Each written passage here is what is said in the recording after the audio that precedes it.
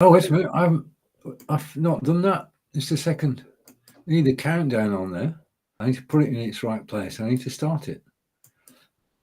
See, you get out of the routine. Good morning, Peter. Hello. Morning, John. Good morning, Stephen. All right. We'll be with you in 50 seconds. We're live on Facebook, YouTube, and LinkedIn today. And just waiting for everywhere to connect. That might have been a phone call. Don't know. Okay, so 30 seconds to go. Reminder that we're on Royston Radio every Saturday at 11 a.m. And Royston Radio seems to be doing well. This is good to hear because Fonz is a great guy. And, Is that because we're on it? Sorry? Is that because we're on it? We're helping. We're helping. By being there, we're helping. I mean, Fonz enjoys the show. That's why we're there. Okay. That's basically it. Okay. So let's go here and go here. All right. Good morning, Peter. We're live. Good morning. Good morning, John. We're still live. Good morning, Stephen. All right. Okay. And just the introductions. This is Welcome to the Show, Blabbing for Britain, episode 385, UK News Review. And welcome to everybody on Royston Radio. And thank you for listening. And we're about to start. Okay. Now we've been away for 2 weeks, or I've been away for 2 weeks. And that, well, it's been an interesting time. Let's put it that way. And I just, the thing is that we don't know why. We don't know why it happened at all.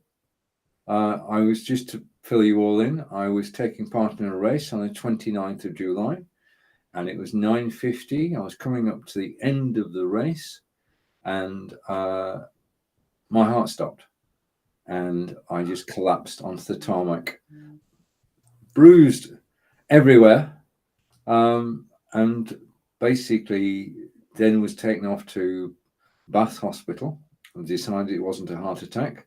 And then I was taken to Bristol Royal Infirmary, and because they're heart specialists, and they couldn't determine what it was. So no idea what it was. But thankfully, I've still got all my faculties, and I'm able to broadcast live, which I've done. This is my fourth broadcast this week. So, a question for you. When you collapsed, did you have to be resuscitated? No. So you were still breathing? I was still breathing. Well, I was apparently, according to records, my heart stopped for 30 seconds, and then it started again. Right. Yeah, so that was too short a period for anybody to have to do anything. Right. Yeah? Okay. So I wasn't shocked back into a rhythm, and it just happened. It just happened. Yeah. And then, of course, I discovered, because they test you for everything when you go into hospital, and I was tested for diabetes.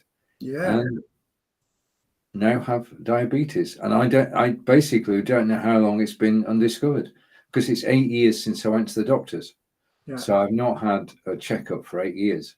Yeah. So it can be any time between then and now. But the amazing thing to me is that in the last 8 months, I've been able to do everything I have done, athletics-wise, running-wise, and without any problems at all. Whereas if you had, I don't know, we all have this picture of diabetes. I'm still learning, Peter. I'm way behind where you are. Yeah. I'm still learning all about it. But it can have a detrimental effect.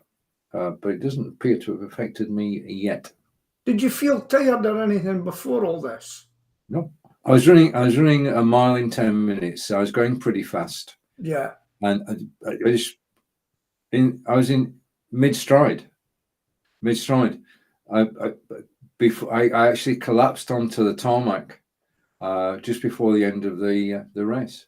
I'm just really interested how usually it's people that are a bit overweight that get type 2, in all honesty. Yeah. Yeah. And you're not Oh, fellow. when I went into hospital, I was 10 stone 11, and I'm now 10 stone 8. So no, overweight. That's the misunderstanding, isn't it, of people with diabetes, that it's a weight problem. Yeah. But that's only one of the factors. Yeah. As you get older, some of your organs start going, like your pancreas, right? And that could be.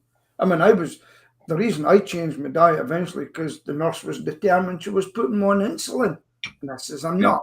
But unfortunately, I've put on a bit of weight again, because that was after 2.5 years. Yeah, hey, no, you're not going to believe this. I'm going to tell you a phone call I had this morning, helping my older friend. She's a bit of a singer as well. So I'm trying to reduce everything with her kit. And this will be interesting to Royston radio people as well. Anyway, so I was up seeing, I sold her my Bose L Compact one, which is a little sound system. Because I know where she sings and it's just perfect for her, because I bought a new system and I said, so we've done that. Now it goes right into the Bose, but she needs a mixer for her vocals. So I got a thing, I've got it as well, and it's called the Mic Mechanic 2. And it does, for the voice only, it does reverb, and you can pick if you're in a club, a hall, or whatever. And then you can actually do the echo, and it's got different, and then it's got a thing that tunes you up on the right hand side. A great bit of kit, and it is so small. It's the size of a transistor radio, a little one. Yeah. Not prepared for going in with the Bose and then putting on a laptop. I said, get an iPad for later, and that'll be a really, really no. Anyway. So I was in the town. I went for a new microphone at SM58 because I'm told that's a better one for us. You know, I've also got a Beta, but my friend says you'd be better off at SM58. Tom Jones and Frank Sinatra and everybody used that in the end. So I done that, and I went past, and I knew she was meeting her friend in the pub. Remember, these ladies are old, 76, nearly 80, I think. So I sat beside them, and when I went away, actually drove her home, dropped her off. And then she phoned me first thing this morning. She says, Peter, my friend was wanting to say something to you. Yeah? But she didn't like to. And I says, well, what was it? I'm thinking she'd a wasp nest or something like that. She says, doesn't Peter look more handsome now? And she should have told me that right away. Because when I was on the keto low carb, really I'd lost a lot of weight, and I looked scraggy, she said, but she thought really handsome. But unfortunately, she's about 80. So that's my story. So it's a bit of stuff for Royston Radio as well. If you're a musician, Mic Mechanic 2, go and look at it. Yeah. The only casualty, well, I mean, I was always casualty, but my Fitbit broke. All right. My Fitbit, as the screen smashed, and it smashed the end. So Angelica wrote to them and said, can you send him a new one? So they did. Did they give you a new one? Oh, yeah. They're very good. I mean, Fitbit now part of Google, but even so, their customer service is second to none. Yeah, if you report that 8 years ago, I left it in my jeans pocket. Yeah. And it went in the washing machine and came out and didn't work. So I wrote to them and said, unfortunately, I left it. And they sent me a new one. And they've just done the same. So I'm back with Fitbit. So that is good customer service, because a lot of them goes, not my fault, you collapsed. No. You've done it. True. I mean, but basically, I'm telling a story now, which is good publicity. Yes. Yeah?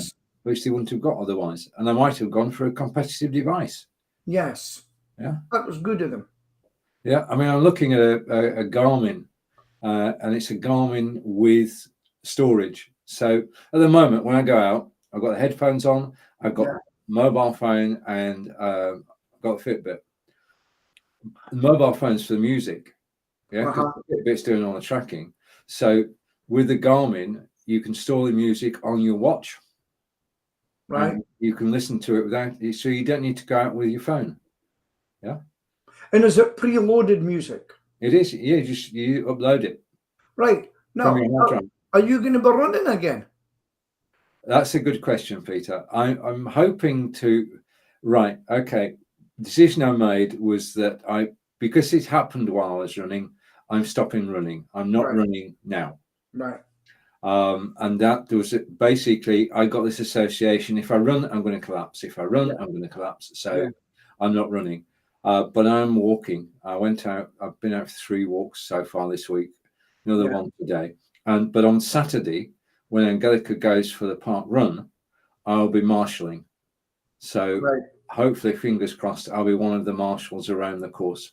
So I still get to take part. Don't have to run or walk. I just have to stand there and cheer people on. And then when we get back, we'll have the coffee and crumpets as normal. And then I'll go for a walk on the canal. But here's a question. Now that you've had this happen to you, and obviously you're still very much away, wouldn't it be better to have your phone with an alert on it or something that you can push a button? And Angelica would know. I've gone one better than that, Peter. Okay. Well, I've got Strava on the phone. Right. But basically, I'm now bionic.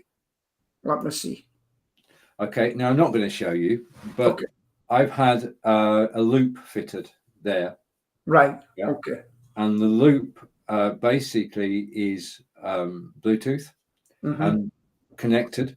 And if I'm out and about, and I feel that something is going wrong, then I just have this device with me. I press the button, and this loop is recording the last 8 minutes of activity, my heart activity. Right. Yeah? So as soon as I press that button, that 8 minutes is sent off to Bristol Royal Infirmary. All right. So that they know exactly what was happening when something went wrong. And do they know where you are? Sorry? Would they know where you are when that comes in? No, they won't know where I am. But we've got that side sorted with Strava. Because Strava, is that something that the hospital's given you? It is basically something the hospital fitted. It was basically local anaesthetic, 30 minutes, and he talked all the way through the installation as they actually. Oh, well, I'm not going to go through it, but they actually installed the device there. So the device is there, painless, and because he talked, I was totally distracted while I was talking about it. And they say when I go out now, I'm just waiting to be activated yet. I've got to be activated. It can take a couple of weeks. And I just press that button, and they know exactly what was going on when something went wrong. Now, I'm sure you'll feel a lot more square. Let me tell you an add-on to all this, because I'm very good at reading things now. You know, I should be a person that looks to the future and things. And when I went in to see my accountant, I goes in, I won't say his name, but I said, do you know something? Every time I come in, you look sleepy. You make me feel tired. And I says, you remind me of the Ascot fluid bug. Remember the Ascot fluid bug in television? It was miserable. Yeah. And I said, you should go and get yourself checked out. I says, there's something not right. Yeah. You're going to end up with a heart bypass. He got it yesterday. Oh. He collapsed. Oh dear. And I could read it. I could see it coming. He would fall asleep in front of me and everything that. I says, I think you need to go and get checked. Yeah. You know? So it just, I think personally in our life, I wouldn't have got a checkup from my doctor until a doctor relative told me to go and see about what's happening. And the first thing he said to me, when did your mother die, Peter? I says, age 63. How old are you? I says, 57. I think we should look into you. And it was only then did they find out that I needed a triple bypass. Now, This is why some people are going private, going regular checks, Yes. getting their own angiograms and stuff like that. If I had the money, in all honesty, now I would go to an online doctor who was a real professional, sit and speak to him over the phone just now, like we are doing, and I'll say, Yeah. what's the problem, Peter? This, that, and that. Right? This is that. Get your prescription, away you go. Or they just say, yeah, you better come in. Yeah. No, I think that's how it should be. I mean, that's my biggest takeaway, because, as I say, it's 8 years since I've been to the doctors. Last time was for earwax removal. Yeah. I think we should go to the doctor at least once a year, just for an MOT, just to make sure everything's as it should be. Because you go on blithely, because any changes are gradual. Yeah, if something's going to go wrong, it doesn't just happen like, it's not a switch. It happens gradually, and a doctor would be able to notice that before any harm was done. Now, that's not that they can prevent you getting diabetes, but perhaps if they detected anything irregular with your heart, they could actually let you know. Yeah, well, just to let people know, if they're ever worried, you can go to Boots and everything now and get your own blood check to see if you've got diabetes, etc., quite fast. And I'm afraid that's how we're moving on to things. But here's the thing about the park run and everything. It's sponsored by a big insurance firm. I really think before Emily does park run and think for the, especially in your 50s or something like that, I think, I'm going to get fit, I'm going to go park run. I think you should go and get an examination first, pay for it, maybe, if you can't get it, and get a proper checkout, get your heart checked in some sort of way, and find out before you start running. Because unfortunately, the people pass away and they said, probably heart thing, and they say he had, what was that, an underlying heart condition. I had an underlying heart condition. Yeah, I'm just speaking from a personal point of view. I take what you're saying, and you're quite right, Peter. We should get ourselves checked, especially before doing anything strenuous. But I mean, I'd done 33 park runs with not a single problem. Yeah. And basically, you know in yourself when you're doing it, or when you're actually running. Well, I don't know. Well, I'm going to gainsay what I just said, because we don't know what happened. Don't know what happened. My heart is fine. Can you remember yourself passing out? Nope. No, I basically I know that my last memory was running, and then I wasn't running, and then I went somewhere, and then I came back, found myself in an ambulance on the way to Bath. Was totally out of it, just recognized parts of it, and then for the first 2 days in Bristol, I was just totally confused. Didn't know where I was, didn't know what I was doing, didn't know why I was there, didn't want to be there. And then they moved me from a side ward onto the main ward, and gradually everything came back. Now, I'm fortunate in that, insofar as I had an interview with the stroke nurse, because I had 4 mini strokes. And obviously what they want to do is assess you whether you're actually safe to let out to the hospital. Because the thing is, okay, if you go to hospital and you have an operation, when you're recovered from the operation, you can go home. Yeah, right? Whether it's your broken leg or whatever it is, if you've been ill, they mend you and then send you home. They couldn't mend me because they didn't know what was wrong. They didn't know what caused it. And they started off by pushing, they wanted me to go into the same state again. Yeah. So they pushed me through a series of exercises so that I'd actually replicate what happened during the race. Oh, right. Yeah, and my body said, no, I'm not having any of this, and sort of pulled back. So that didn't happen. But I did. So I had to do something to actually prove I was fit. Okay. So if for them to release me, meant that I had to prove that I was fit. And I did that over the last, Monday, Tuesday, Wednesday. I did that. I actually did an MRI scan. I've always wanted an MRI scan because of watching House. Just curious as to what it was. So my wish came true, but not from Yeah. not in the right way. But I did an MRI scan for 40 minutes, and basically in that, they actually then simulate heart pressure Yeah. by pumping something into you. And I came through that with flying colours. In fact, that was the last. I said, I want to be discharged. Let me go. Yeah. And they said, right, okay, if your MRI scan comes out okay, you can go. Okay. Okay. And the nurse came in and she was smiling from ear to ear, and she said, MRI scan, you've aced it. You can go home. Oh, I thought, wow. Yeah. So I know my body, there's nothing wrong with my body. I mean, the thing is that I've now got this correlation between running and collapsing. So yeah. at the moment I can't run, but I'm going to carry on walking. Did you ever say, I've got to get out of here, I've got to meet John and Peter? I did say I've got to get out of here. I'm not sure about the John. I'll just. I've got my motivate. Yeah, sorry. I know John's sitting there, but I'll tell you about my experience.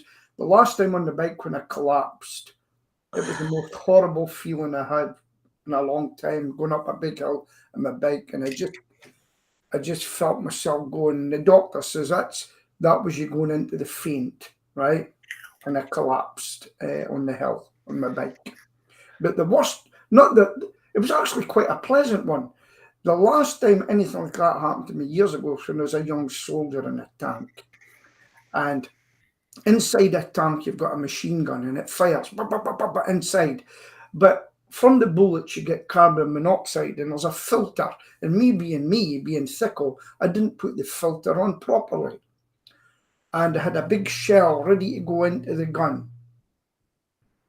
And all of a sudden, I just felt myself going. And do you know what my last thoughts were? And I always remember the words that I said to myself, is this death? Mm. And then I was gone. I was out. And seemingly they pulled me out of the tank. They pulled me out, two of them up out the tank, and I was laying there. And over the radios about it was called Pronto, which is the signal. My Pronto's down. Oh. And everybody's sitting thinking, who's that? Who's in that tank again? And then somebody said, another crew member, another tank, oh, it's Peter, you'll be sleeping. So that's my story. And that was carbon monoxide poison. And it was a very pleasant feeling. But boy, what a splitting headache I had after that. Yeah. Whilst we've been on air, I'm sad to say that they've announced that Sir Michael Parkinson has died at 88. Yeah. Marky. Yeah. I've got this. He's my hero. Really? Basically, when I got started in live video and I was interviewing people, I thought I was Parky.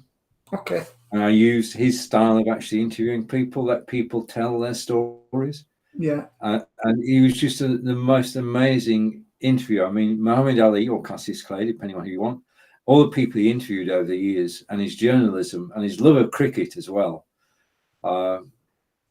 Yeah, an amazing guy. How old was he? 88. 88, you see. Yeah, it's a good That isn't bad going, even in this day and age. Yeah. Yeah. It's amazing. Some of the people I see in their 80s, it's incredible, you know. Some of them are.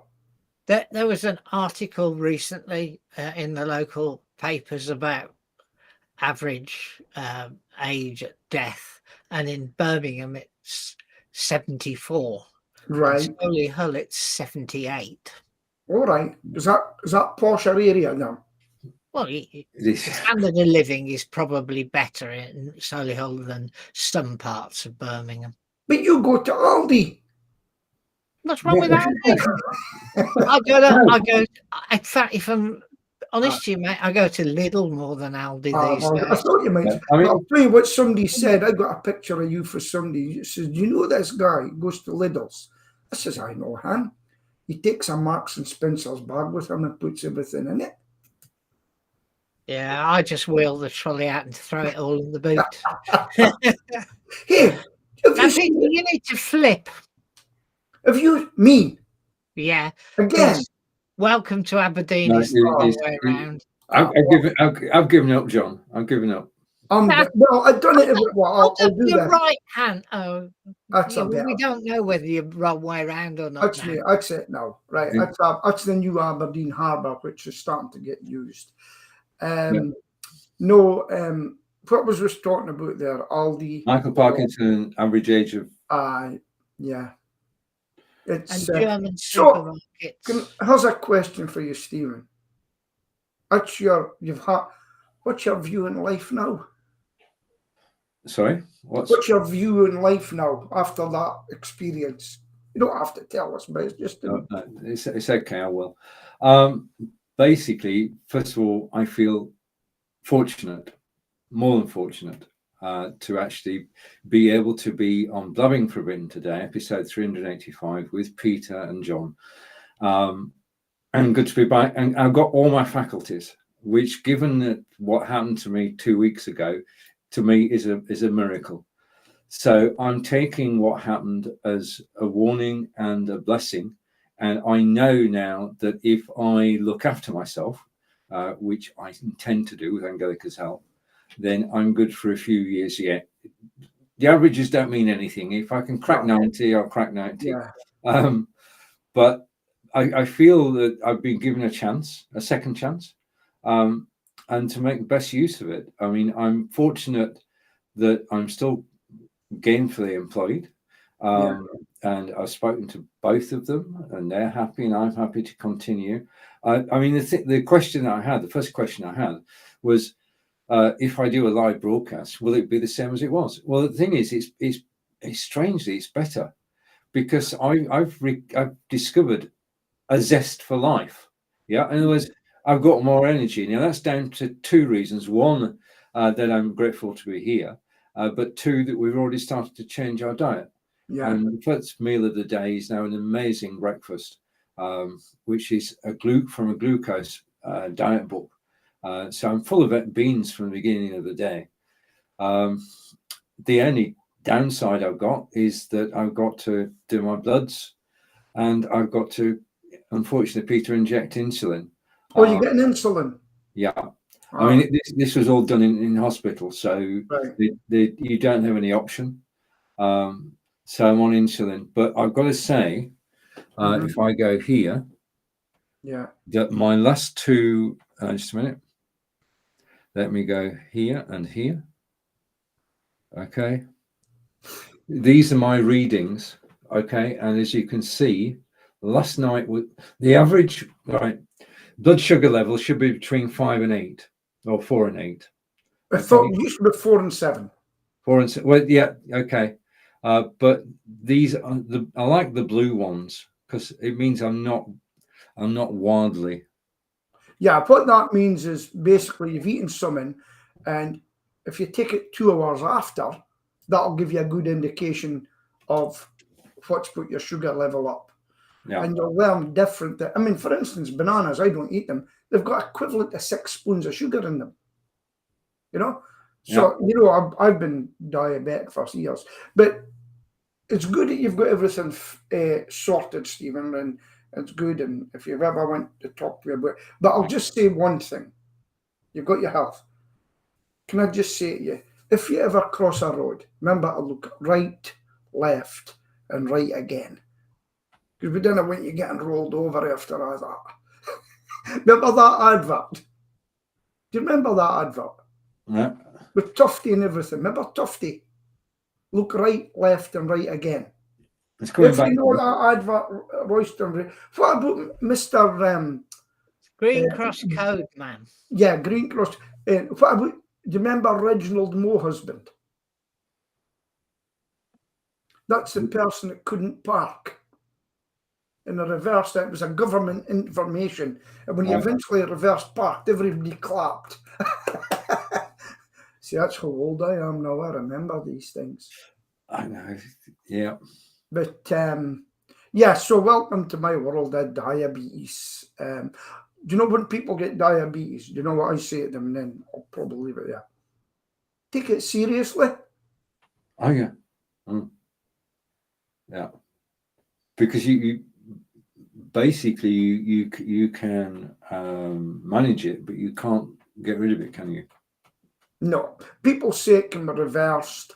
I know a woman, and when I first started, oh, I got rid of my diabetes. I said, you haven't got rid of your diabetes. You've controlled your diabetes. Yeah. This is how I put it out. This is what I would say, right? If you know anybody that's been an alcoholic, will always be an alcoholic, because it just takes that one more drink again to go on a bad path. Okay? And it's the same with diabetes. And it happened to this lady. Oh, I've reversed it.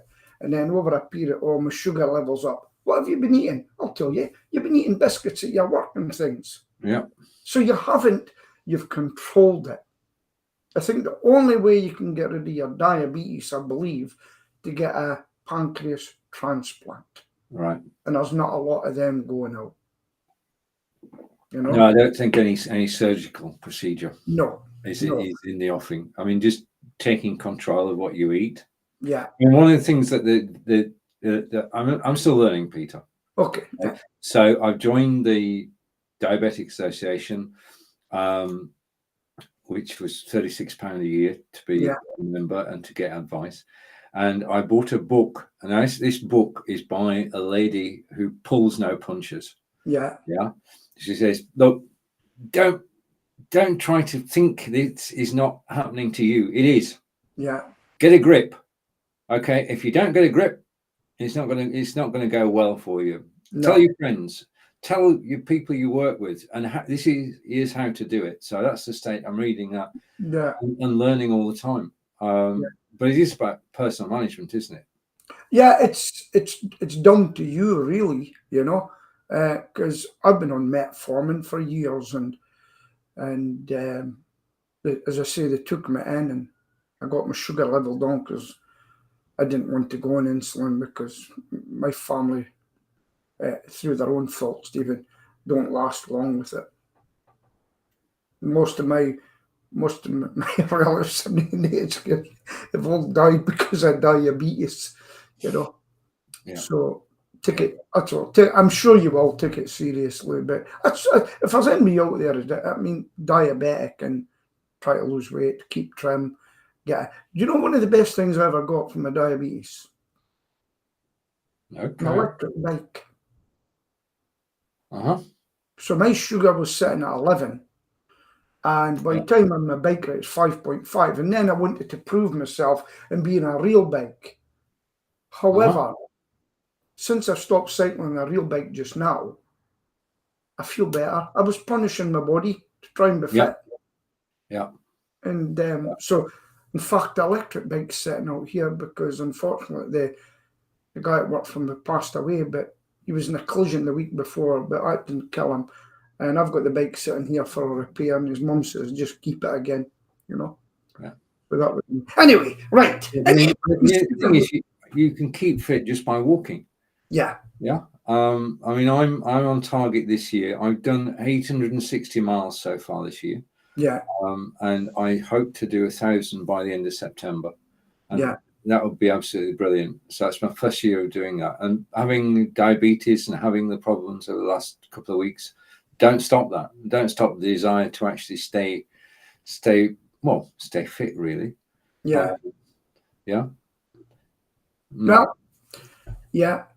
I know a diabetic type 1 who was in the low carb eating community, and when he went to his doctors to look at him, he was 3 professors or someone wanted a meeting with him, and they says, how did you?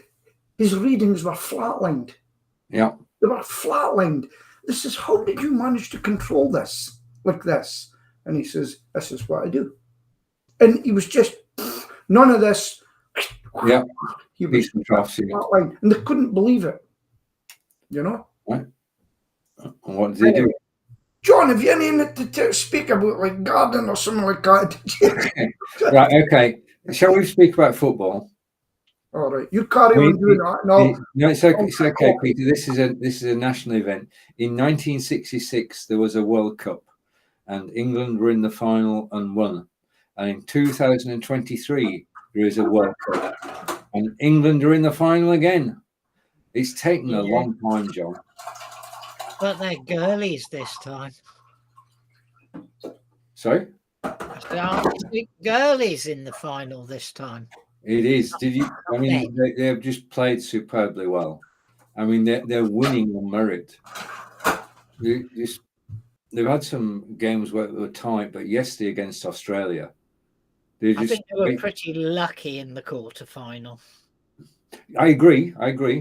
But in the semi-final, they really basically came into their own, showed the class. And the final is on Sunday against Spain. And from Wiltshire, England, we wish the Lionesses every success. I mean, everybody's jumping on board this. Every company that I've seen is advertising and saying, "Go Lionesses!" Yeah, and they've had no connection with the Lionesses ever since before the World Cup, but they're all jumping on the bandwagon. Let's hope they sponsor them and pay them. That would be good. But I say they stand an even chance of actually. There's a big fuss about shirts. You can't buy the goalkeeper's shirt. Okay, they've not made enough, or no, they've not made any of the goalkeeper's shirt. It was judged not to be able to create the volume to make it profitable. So they haven't made any. That may change, of course, now that they're in the final. But no, you could not buy the goalkeeper's shirt.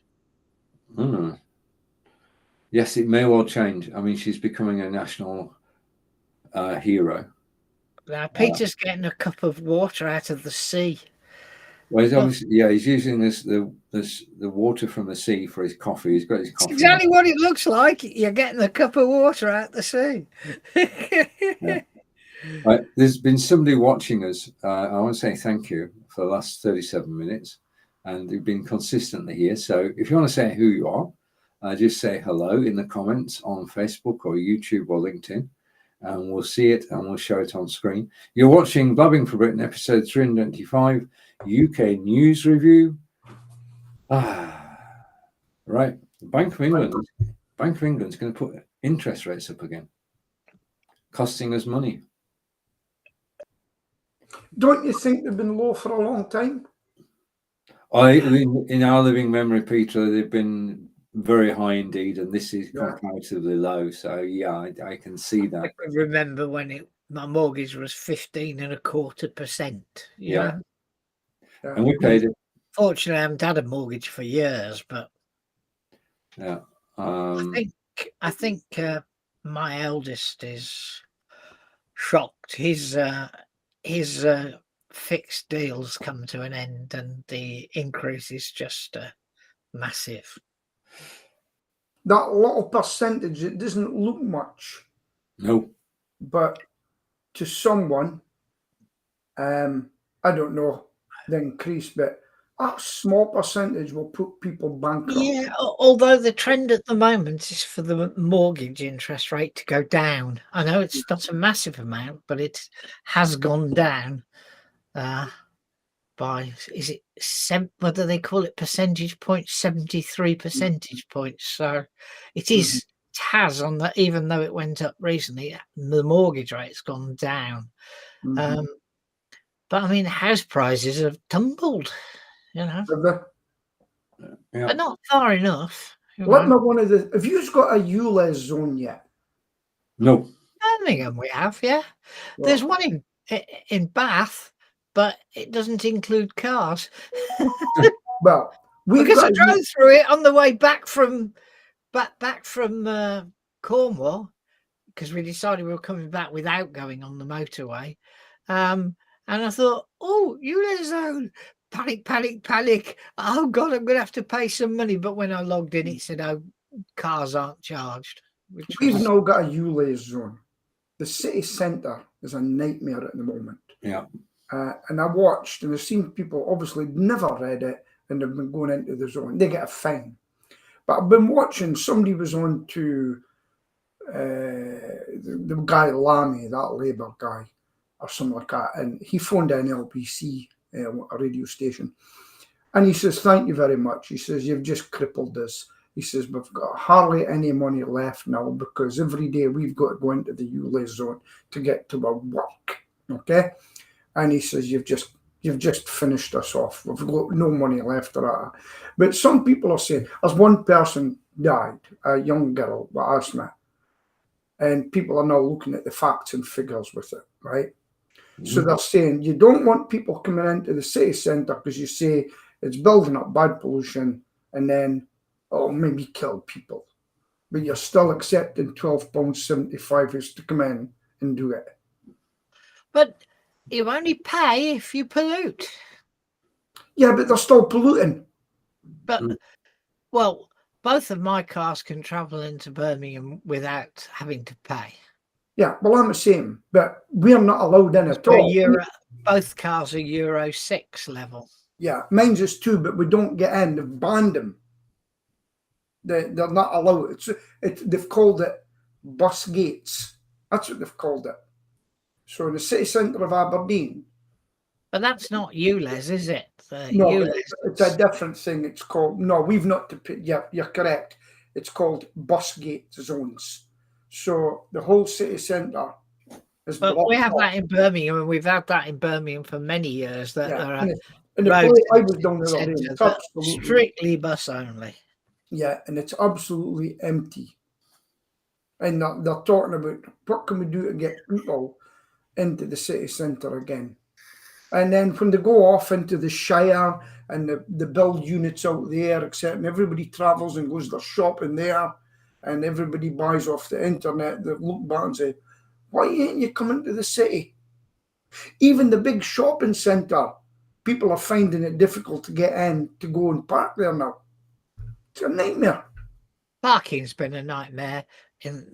We've two main shopping centres, which is the town centre, and an out-of-town area in Shirley, adjacent to the Stratford Road. But parking's been horrendous in those areas anyway for years. I thought I would play a flanker the other week. I says, right, I'll take my vehicle and I'll park in the roads just up from it, right? And catch a bus in with my free bus pass.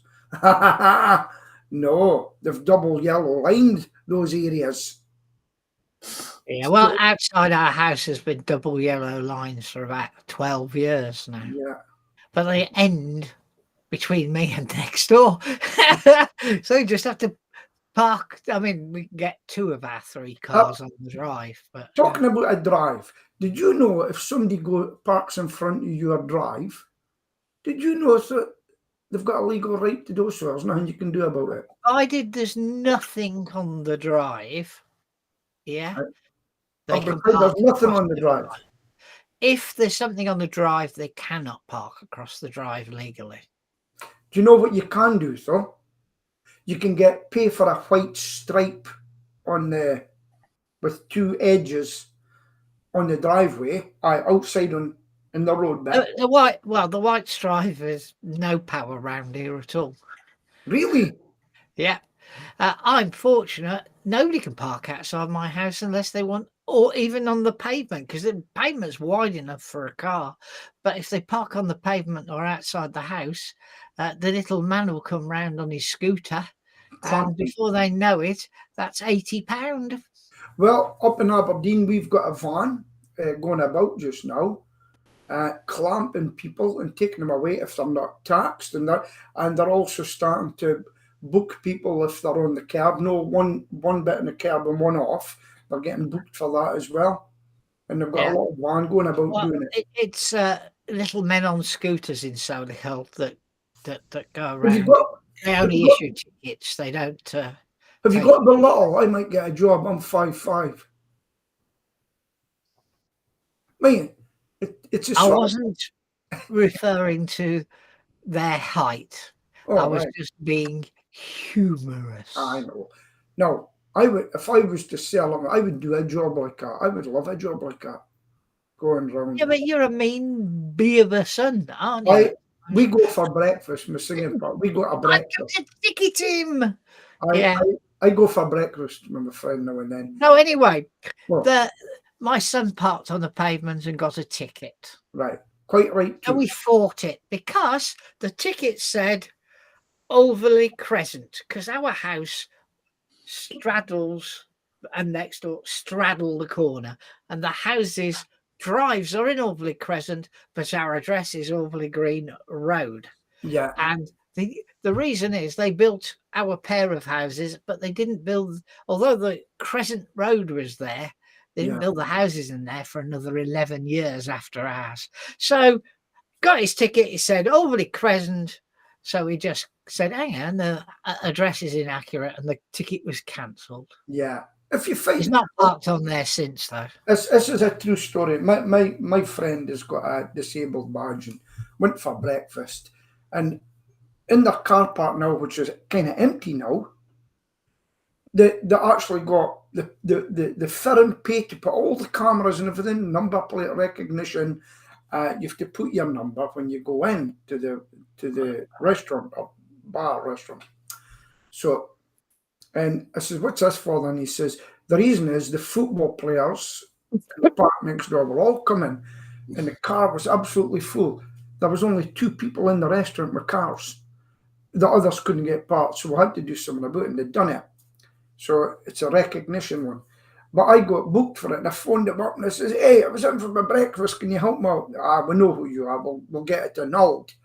So I went back from my breakfast that day, and a guy come running in, and he says, I got a ticket. I was only dropping my friend off in the car park. Blah, blah, blah. The guy says to him, did you eat here? He says, no. He says, that's why you've got the ticket. And he says, and I'm not arguing with you. You've got to go and fight with them now. Do you know what I done just to kind of stir it up a bit? I went over to the manager in front of the guy and said, oh, by the way, thanks for sorting my ticket out.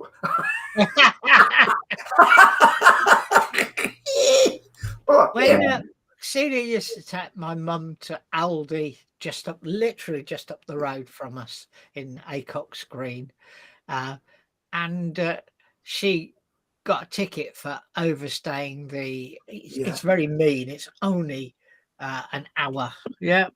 But mum went in there because mum's got 2 sticks at the time, had 2 sticks.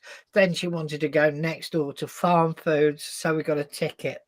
So I have to know the bloke running that shop, and he said, bring me the thing, just a photocopy, and I'll sort it out. Yeah. And we got a polite letter from Parking Guy informing us that we now were on the list and need not worry. So, it's all about people again, isn't it? Yeah. Well, I got done for being over 3 hours, and I'd done a lot of shopping in an area. And they wrote into me and said, you're getting a fine. And I says, because mine's is pool vehicles, my vans, you see. And I says, could you tell me who was driving? They come back, no, but it was this, not us. I don't know who was driving it. Who are you going to give it to? I never ever paid a fine.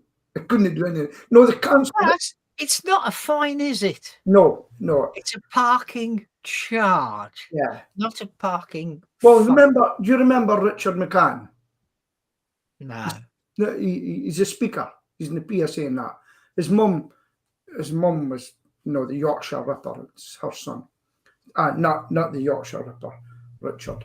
But he actually took him to court. They didn't turn up in the day, and he was awarded costs and everything.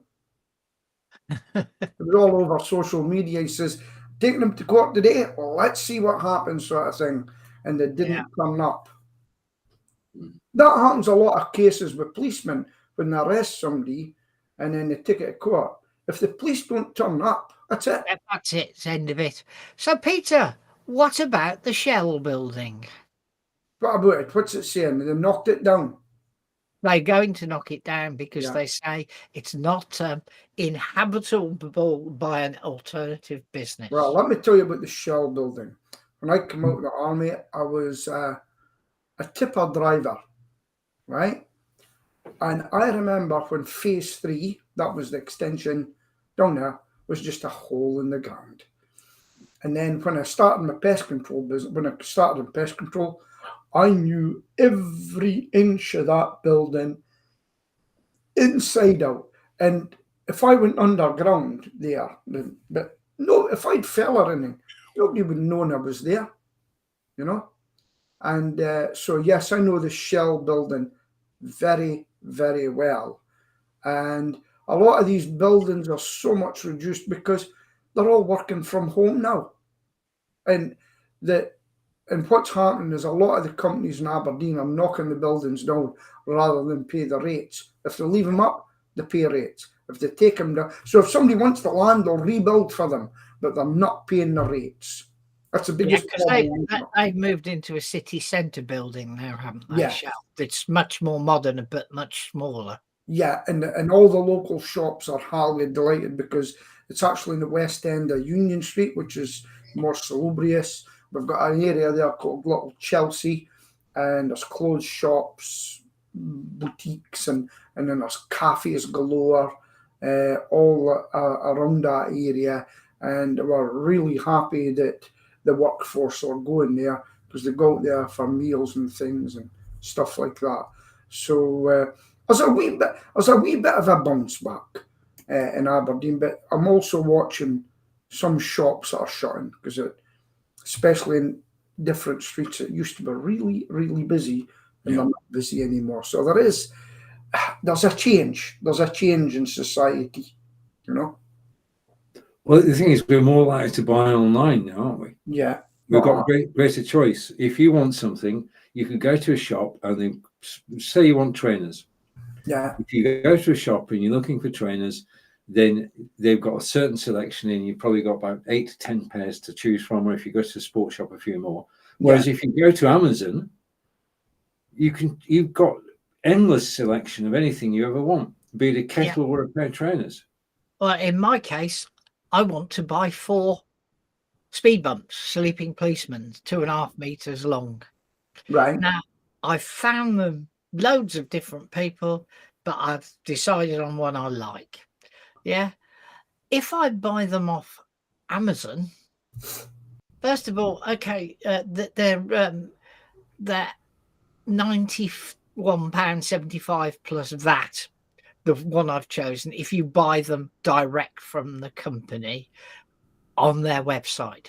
If you go to their business on Amazon, they're £82.99. So it's quite a reasonable saving. But not only that, because I'm Prime member, it's free delivery. It's not next day, but it's free delivery. Delivery, if I buy them off their website, is 40 quid. Well, £39.99. Wow. Well, I went, my mate says, Peter, maybe you should think about getting an SM58 mic. And I went right down to our local shop, Kenny's Music, and I went there, it was so quiet. And a lot of they've got some stuff there, and so we have to order that online. We have to order, and these music shops are going to disappear, you know. But have you ever heard Gear for Music? If we buy a lot of equipment from Gear for Music online in Leeds. Well, they're worldwide. They're actually in the stock market. All right. They're on the stock market, and we buy a lot of our kit from there.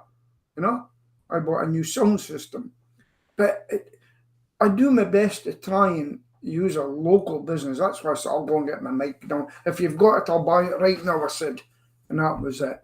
Yeah. You know. Then I says, have you got a little triangle? Get a triangle thing. And I found out a story. I says, the reason I want a triangle, I don't play any music, but we do a song called Don't Worry About a Ding. Ding. And if I do that, I can join the Musicians Union. And he says, that's what Simon Cowell did. He actually plays a triangle and sings the Musicians Union. Don't worry about it. Hey, have you seen my new Shawadi jacket with the tartan on it yet? Missed it, Peter. Missed it. We're playing this weekend, and we've got one this weekend on the 1st of September. I'm looking forward to that gig because it's in the city centre, and I made posters, and a bar across from them put out a post. We don't really want old fuddy-duddies here. We want young singers with guitars and everything. And I got these things printed, and I said to them, make sure there's one of these facing that bar.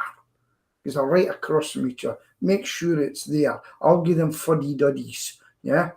And there was a local well-known group playing there that night, and I looked into that bar. It was full of old guys sitting there with a beer in their hand. Nothing changed. I bought my Bumblebee microphone from Gearful Music. Did you? Okay. Yeah. I like I know you've all got different microphones, but I quite like my Bumblebee. Yeah. Oh, so yeah. So my new hobby now is sitting doing invoicing. I've taken it in house, and it gives you a good idea what's coming in. Yeah. Oh boy, have we not half used that what do you call it, card reader at the door? Wow, it's taken in some money for my little business. Yeah. It's nice to look at it and see, oh, that's how much I've done today. Lovely jubbly. Oh, You have to look at how much it cost you at the same time, though, for getting it's not all that much. We'll just, you're not allowed to put in the bill, but it's been compensated for it, if you know what I mean. It's within the price. I've told them to put our prices up anyway, because we're getting the work too easy. We basically get about 98 out of 100 when they phone in. So that tells me, put my prices up. Tells you you're too cheap, does it? No, I mean, we're £87.50 for a wash mist, plus that. And we're not there long. We can do 3 an hour. And so we use Zettel, which is owned by PayPal. Yeah. And they take 2.5% if you put an invoice out, by the way. So I just go into my reports and, I just look and say, now, I've taken in £309 this morning on these things. Lovely jubbly. And I'm not ashamed to tell you this. I'll show you this by month. Well, this thing. I've taken in £10,989 and 1 penny for the month of August. That's good. I like that.